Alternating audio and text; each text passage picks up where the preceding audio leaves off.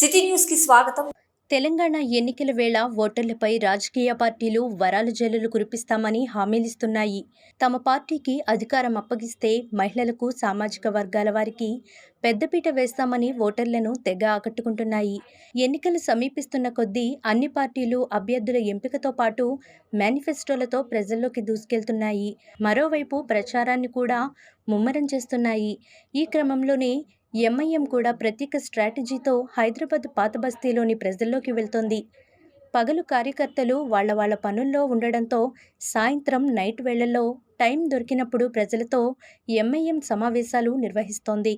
మజ్లిస్ నాయకులు తనదైన శైలిలో ప్రచారం నిర్వహించుకుంటూ మిడ్నైట్ సమావేశాలకు శ్రీకారం చుట్టారు. అయితే మజ్లిస్ నియోజకవర్గాల్లో ఇతర పార్టీల నేతలు బలంగా లేకపోవడంతో ఎంఐఎం పెద్దగా కష్టపడాల్సిన అవసరం లేదన్నది ప్రతి ఎన్నికల్లో నిరూపితం అవుతూనే ఉంది.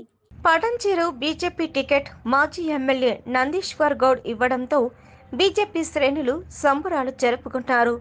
ఈ సందర్భంగా నందీశ్వర్ గౌడ్ మాట్లాడుతూ, కేంద్ర రాష్ట్ర అధిష్టానం నాపై నమ్మకం ఉంచి నాకు టికెట్ ఇచ్చినందుకు అత్యధిక మెజార్టీతో గెలుపొంది పటంచెరు టికెట్ బహుమతిగా ఇస్తానని తెలిపారు.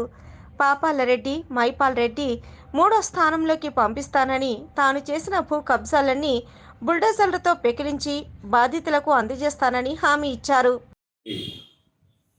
కేంద్రము మరియు రాష్ట్ర నాయకత్వంలో నాకు పటంచెరు నియోజకవర్గానికి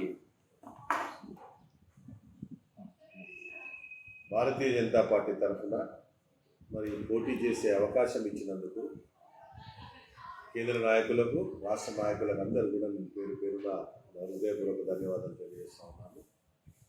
ఈ యొక్క అవకాశం నాకు ఇచ్చింది ఇక్కడ భారతీయ జనతా పార్టీ తరఫున పోటీ చేయడానికి.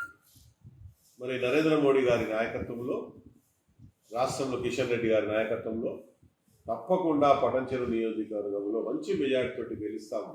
ఎందుకంటే ప్రజలు విసిగెత్తిపోయారు ఈ బీఆర్ఎస్ పార్టీ, టీఆర్ఎస్ పార్టీ పైన, ఈ స్థానిక ఎమ్మెల్యే పైన. ముఖ్యంగా ఎమ్మెల్యే గారు చేస్తున్నటువంటి అరాచకాలకు, ఆయన చేసినటువంటి అవినీతికి, అక్రమాలకు, గుండాయిజంకు ప్రజలు ఎప్పుడైనా ఉడగొట్టాలి అనే కసితో ఉన్నారు ఇక్కడ ఈ నియోజకవర్గ ప్రజలు. కాబట్టి నాకు పూర్తి విశ్వాసం ఉంది. ఇక కాంగ్రెస్ పార్టీ వాళ్ళకి వేసిన ఓటు వేస్ట్ అవుతుందని ఒక ప్రజలలో కాంగ్రెస్ పార్టీ మీద విశ్వాసం లేదు. ఎందుకంటే వీళ్ళకి వేస్తే గెలిచినా వీళ్ళు అమ్ముడుపోతారు, అది మళ్ళీ బీఆర్ఎస్కి వేసినట్టే కదా అది అని ప్రజల్లో పూర్తిగా కాంగ్రెస్ పార్టీ పైన విశ్వాసం పోయింది. దానికి నిదర్శనము Munugode election, Huzurabad election, GHMC, అట్లా దుబ్బాక అన్నీ ఓడిపోయారు కదా. ఎక్కడ గెలిచిన వాళ్ళు ఇవాళ ఏదో కర్ణాటకలో గెలిచి ఆడ అన్ని తప్పుడు వాగ్దానాలు చేసి, ఈడ అదే వాగ్దానాలు చేసి గెలవాలని ప్రయత్నం చేస్తూ ఉన్నారు. తెలంగాణ ప్రజలు వాళ్ళని నమ్మరు. వీళ్ళకి అవకాశం ఇచ్చింది ఈడ. ఒకసారి బీజేపీకి, ఒకసారి బీఆర్ఎస్కి ఇచ్చారు, టీడీపీకి ఇచ్చారు, కాంగ్రెస్కి ఇచ్చారు, ఒకసారి బీజేపీ కూడా ఇవ్వాలని ఒక కోరిక ప్రజల్లో కలుగుతుంది. అది వీళ్ళకు కూడా ఒకసారి ఇచ్చి చూస్తే ఏం చేస్తారు, ప్రజలకు ఏ విధంగా మేలు చేస్తారు, బీద వాళ్ళకి ఏ విధంగా సహాయం చేస్తారు అనే ఒక ఆలోచనలో ప్రజలు ఉన్నారు ఇవాళ తెలంగాణ ప్రజలు. అందుకే నేనేమంటున్నా, తప్పకుండా ఈసారి మాత్రము భారతీయ జనతా పార్టీకి తెలంగాణ ప్రజలు ఒక అవకాశం ఇస్తారు. ఎందుకంటే ఇవాళ సామాజిక వర్గము ఇక్కడ బీఆర్ఎస్ పార్టీలో ఎంత అన్యాయం అండి. 60% ఉన్న బీసీలకు 22 సీట్లు ఇచ్చిండు. కాంగ్రెస్ పార్టీ పరిస్థితి అదే.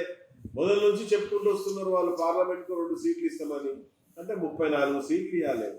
34 మంది దొరుకుతలేరు ఆయనకి అభ్యర్థులు. కాంగ్రెస్ వాళ్ళకు పేరుకేమో మేము బీసీలకు చేస్తున్నాము, అది చేస్తాము, ఇది చేస్తాము, మేము పెద్ద బీకి పడేస్తామని చెప్పి కాంగ్రెస్ పార్టీ చెప్తారు. వాళ్ళ ముఖ్య నాయకులకే ఇంకా టికెట్ రాలేదు బీసీలల్లా.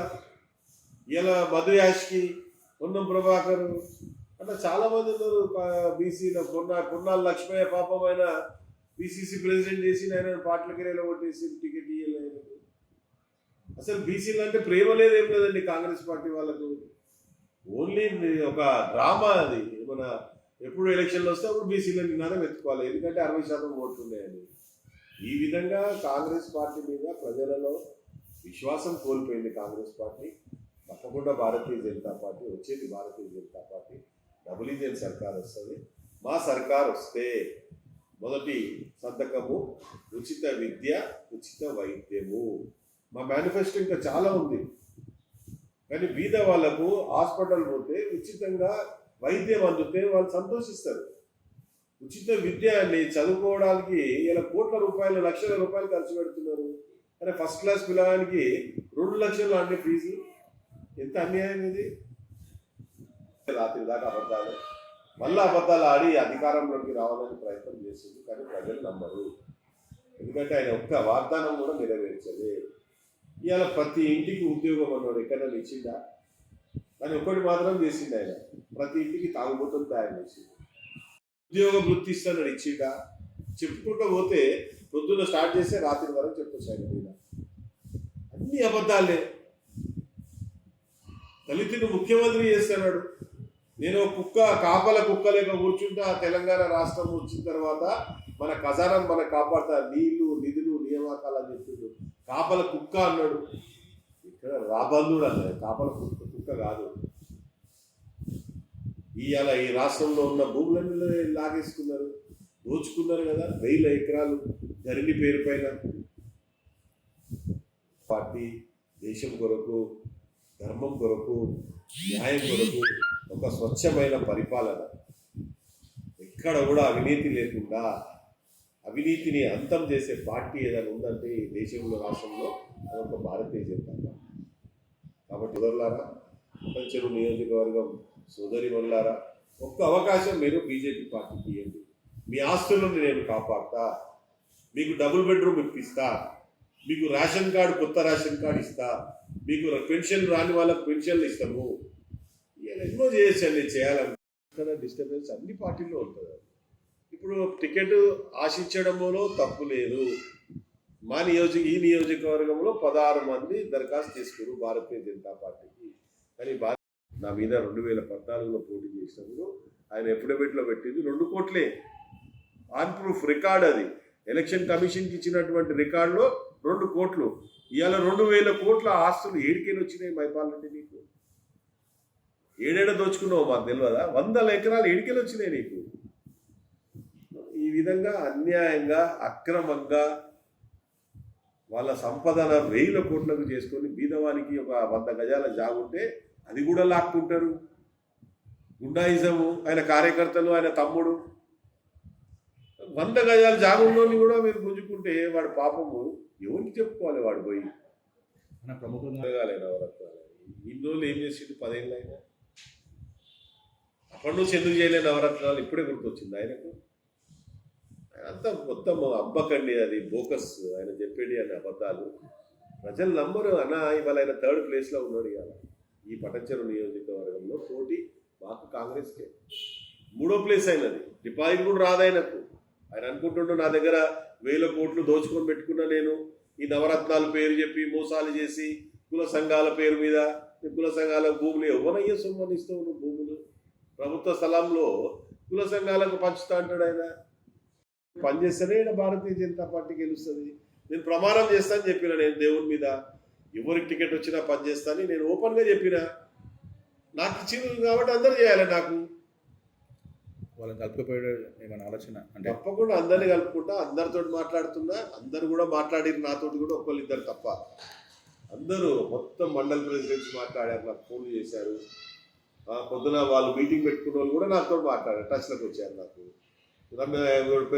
ముఖ్యంగా ఎట్ల రమేష్ మాట్లాడాడు, గోదావరి మాట్లాడింది, మళ్ళీ ఆదిని రవీందర్ మాట్లాడాడు. అందరు పెద్ద నాయకులు ఎవరైతే అప్లికేషన్ పెట్టుకున్న వాళ్ళు ఆస్పిరెంట్లు కూడా మాట్లాడారు నాతో. ఒక శ్రీకాంత్ తప్ప ఆయనతో కూడా మాట్లాడతా.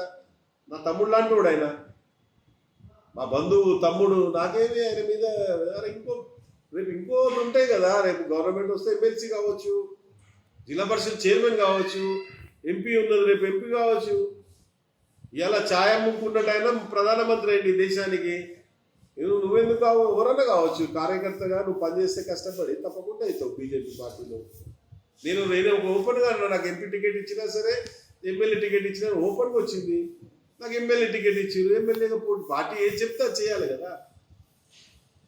అంతే తప్ప నాకు ఎవరి మీద అందరూ నా తమ్ముళ్ళు, అందరూ మాదొక భారతీయ జనతా పార్టీ కుటుంబం లాంటిది, ఒక కుటుంబమే మేము ఎక్కడ విడిపోము, అందరం కలిసి ఉంటాము, కలిసి కొట్లాడతాము, కలిసి ఈ పటంచెరు గడ్డ మీద కాషాయం జెండా ఎగిరేస్తాము. ధన్యవాదాలు. జై.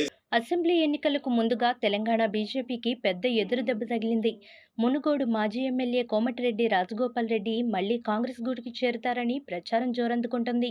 రాహుల్ గాంధీని కలిసే ఆలోచనలో ఆయన ఉన్నట్టు తెలుస్తోంది. పార్టీ మార్పుపై టీవీ9తో మాట్లాడిన ఆయన కాంగ్రెస్ పార్టీ నుంచి తాను పోటీ చేయాలని మునుగోడు ప్రజలు ఒత్తిడి చేస్తున్నారని తెలిపారు. మునుగోడు ఉప ఎన్నికకు ఇప్పటికీ పరిస్థితులు చాలా మారాయని అన్నారు.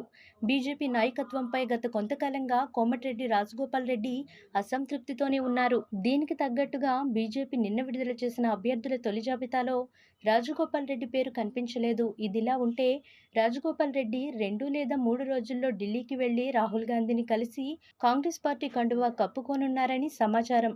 అలాగే మునుగోడు కాంగ్రెస్ అభ్యర్థిగా బరిలోకి దిగే ఛాన్స్ ఉందని రాజకీయ వర్గాలు అంచనా వేస్తున్నారు. భారత క్రికెట్ జట్టు మాజీ కెప్టెన్ బిషన్ సింగ్ బేడీ కన్నుమూశారు. ఆయనకు 77 ఏళ్లు. లెఫ్ట్ ఆర్మ్ స్పిన్నర్ బేడీ 1967 నుంచి 1979 వరకు భారత్ తరపున 67 టెస్ట్ మ్యాచ్లు ఆడి 266 వికెట్లు పడగొట్టాడు. వన్డే క్రికెట్లో 10 మ్యాచ్ల్లో 7 వికెట్లు తీశాడు. బేడీ 1970లలో ప్రసిద్ధ spin bowling quartet Bedi, Prasanna, Chandrasekhar రాఘవన్లో భాగమయ్యాడు. ఆయన 1946 సెప్టెంబర్ 25న అమృత్సర్లో జన్మించారు. లెఫ్ట్ ఆర్మ్ స్పిన్నర్గా పేరుగాంచాడు. భారత్కు 22 టెస్ట్ మ్యాచ్లకు కెప్టెన్గా వ్యవహరించాడు. తన ఫస్ట్ క్లాస్ క్రికెట్ కెరీర్ను 1560 వికెట్లతో ముగించాడు. బేడీ మరణం భారత క్రికెట్లో ఒక శకానికి ముగింపు పలికినట్లయింది. రామజన్మభూమి అయోధ్యలో ఎంతో ప్రతిష్టాత్మకంగా నిర్మిస్తున్న రామాలయం సముదాయంలో ప్రతిష్ఠించనున్న బాలరాముని విగ్రహాన్ని నంద్యాల జిల్లా ఆళ్లగడ్డలో తయారు చేయించారు. విగ్రహదాత విగ్రహాన్ని ఆళ్లగడ్డ శిల్ప కళాకారులతో రూపొందించారు. తయారు చేసిన విగ్రహాన్ని హిందూ ఐక్య ఫౌండేషన్ ఆధ్వర్యంలో ఆళ్లగడ్డ నుంచి నంద్యాల, మహానంది, ప్రకాశం జిల్లా గిద్దలూరు, మార్కాపురం, విజయవాడ మీదుగా అయోధ్యకు తరలించనున్నట్లు ఫౌండేషన్ ప్రతినిధులు తెలిపారు. నంద్యాల పట్టణంలోని సంజీవనగర్ రామాలయంలో బాలరాముని విగ్రహానికి ప్రత్యేక పూజలు నిర్వహించారు. అనంతరం రామనామస్మరణతో పట్టణంలోని పురవీధుల్లో గ్రామోత్సవం నిర్వహించారు. హమాస్తో యుద్ధంలో భాగంగా గాజా స్ట్రిప్పై దాడులను మరింత తీవ్రతరం చేస్తామని ఇజ్రాయెల్ సైన్యం వెల్లడించింది. యుద్ధాన్ని తదుపరి దశకు తీసుకెళ్లేందుకు అనుకూల పరిస్థితులు సృష్టించుకోవడమే లక్ష్యంగా పెట్టుకున్న ఐడిఎఫ్ అధికార ప్రతినిధి డానియల్ హగారి తాజాగా వెల్లడించారు. గాజా సిటీలోని పౌరులు దక్షిణ గాజాలోకి వెళ్లిపోవాలని ఆయన మరోసారి పిలుపునిచ్చారు. ఇప్పటి వరకు గాజాపై వైమానిక దాడులు చేస్తున్న ఇజ్రాయెల్ హమాస్ను పూర్తిగా నాశనం చేసే లక్ష్యంతో తదుపరి భూతల దాడులు చేపట్టాలని చూస్తున్నట్లు తెలుస్తుంది. గాజాతో పాటు వెస్ట్ బ్యాంకు, సిరియాలపై ఇజ్రాయెల్ దాడులు కొనసాగిస్తున్నది. శనివారం రాత్రి నుంచి ఆదివారం వరకు గాజాలోని పలు ప్రాంతాలపై వైమానిక దాడులు చేసింది. సిరియాలోని డమాస్కస్, అలెప్పో ఎయిర్పోర్టులపై మరోసారి బాంబు దాడులకు పాల్పడింది. రన్వేలు దెబ్బతినడంతో సర్వీసులకు అంతరాయం ఏర్పడిందని స్థానిక మీడియా పేర్కొన్నది. ఆక్రమిత వెస్ట్ బ్యాంకు పరిధిలోని ఓ మసీదుపై దాడి చేసింది.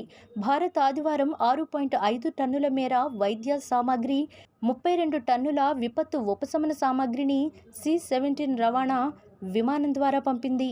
ఇవి ఈజిప్టులోని ఎల్ అరిష్ ఎయిర్పోర్టుకు చేరుకుంటాయని విదేశాంగ శాఖ అధికార ప్రతినిధి అరిందమ్ బాగ్చి తెలిపారు.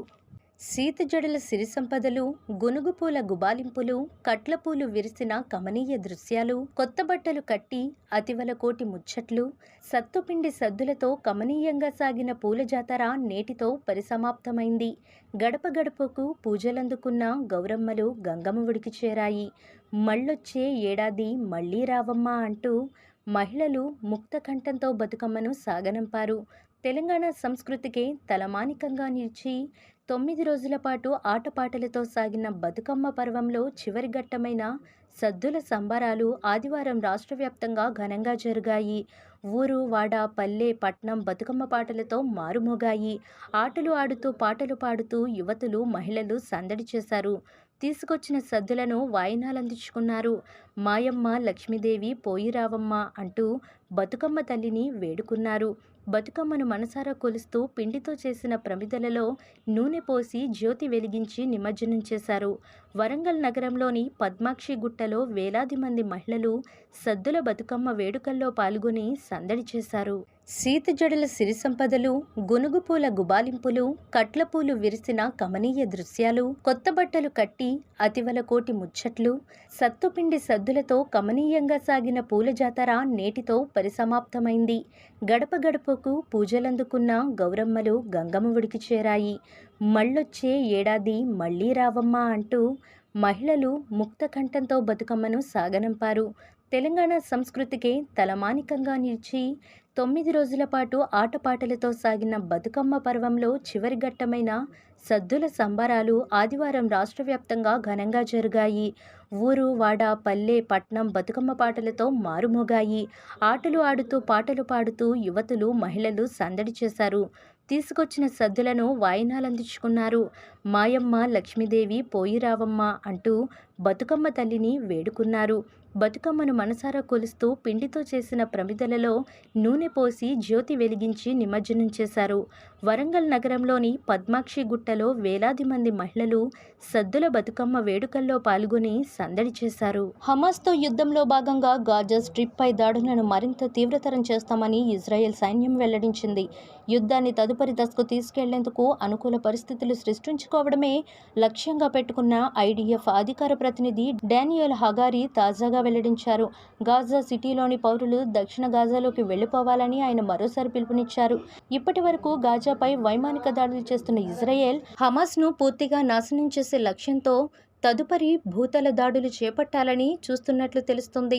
గాజాతో పాటు వెస్ట్ బ్యాంకు, సిరియాలపై ఇజ్రాయెల్ దాడులు కొనసాగిస్తున్నది. శనివారం రాత్రి నుంచి ఆదివారం వరకు గాజాలోని పలు ప్రాంతాలపై వైమానిక దాడులు చేసింది. సిరియాలోని డమాస్కస్, అలెప్పో ఎయిర్పోర్టులపై మరోసారి బాంబు దాడులకు పాల్పడింది. రన్వేలు దెబ్బతినడంతో సర్వీసులకు అంతరాయం ఏర్పడిందని స్థానిక మీడియా పేర్కొన్నది. ఆక్రమిత వెస్ట్ బ్యాంకు పరిధిలోని ఓ మసీదుపై దాడి చేసింది.